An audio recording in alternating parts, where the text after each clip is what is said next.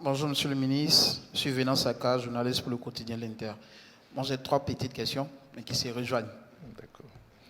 Il y a 2 ou 3 semaines de cela, le président de la transition burkinabé accordait une interview à une télévision burkinabé au cours de laquelle il disait, entre autres, qu'il interpellait les autorités ivoiriennes à revenir à de meilleurs sentiments. Il accuse la Côte d'Ivoire d'abriter ici, sur son territoire, les déstabilisateurs de son pays et que les autorités ivoiriennes ne joueraient pas franc jeu. Et côté ivoirien, après cette déclaration, il n'y a pas eu de réaction. Est-ce à dire que la Côte d'Ivoire cautionne le fait que le chef de la transition burkinabé accuse le pays de ne pas jouer franc jeu et de préparer sur son territoire des personnes qui viendraient déstabiliser ce pays? Ma seconde question est relative au cas Guillaume Soro. Un journal a annoncé que M. Guillaume Soro serait en train de recruter des personnes depuis la Côte d'Ivoire jusqu'au Burkina Faso pour les entraîner dans la perspective de faire un coup d'État ici. Et que certaines d'entre ces personnes-là seraient interpellées depuis le 27 janvier dernier. Est-ce que cela est avéré? Et la toute dernière, c'est de savoir le niveau, l'état des discussions entre la Côte d'Ivoire et le Burkina relativement aux arrestations des 2 gendarmes ivoiriens, puis celle du VDP et du soldat burkinabé. Merci, Monsieur le ministre.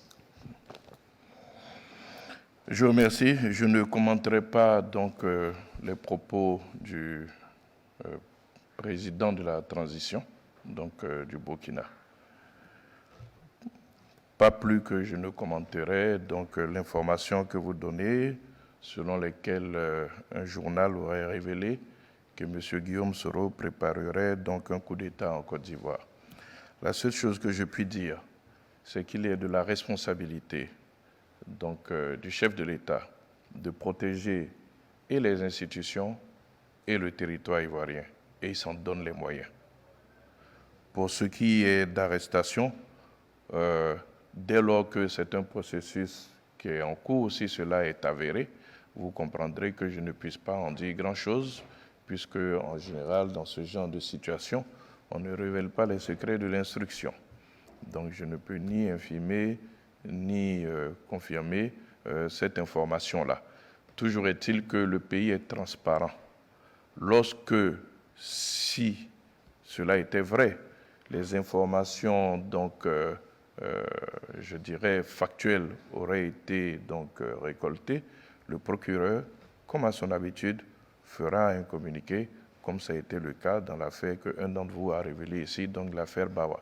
Donc il n'y a rien à cacher, seulement accepter que dans le fonctionnement d'un État, tout ne soit pas dit à tout moment et qu'il faut que les choses aient une certaine maturité à un certain moment, d'où justement la protection du secret de l'instruction pour éviter que certaines personnes effacent les traces ou alors n'échappent à la rigueur de la justice.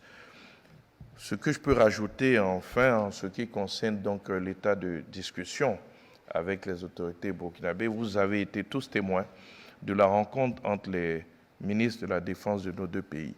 Ça veut donc dire qu'il existe un cadre d'échange. La Côte d'Ivoire, je ne le répéterai jamais assez, a choisi la voie du dialogue, la voie de la concertation.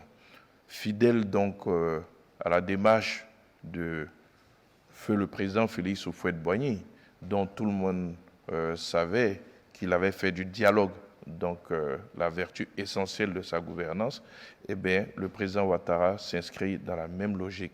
Nous allons continuer de discuter, nous allons continuer de dialoguer tout le temps qu'il faudra, mais le dialogue, c'est vraiment, je dirais, la seule solution qui évite, je dirais, des crises qui peuvent avoir des conséquences fâcheuses. Donc, nous sommes dans cette voie et nous ne nous en écarterons pas. Tout va se faire autour de la discussion, tout va se faire autour de la négociation. Un cadre existe et dans ce cadre-là, nous sommes persuadés qu'une solution sera trouvée pour nos 2 gendarmes.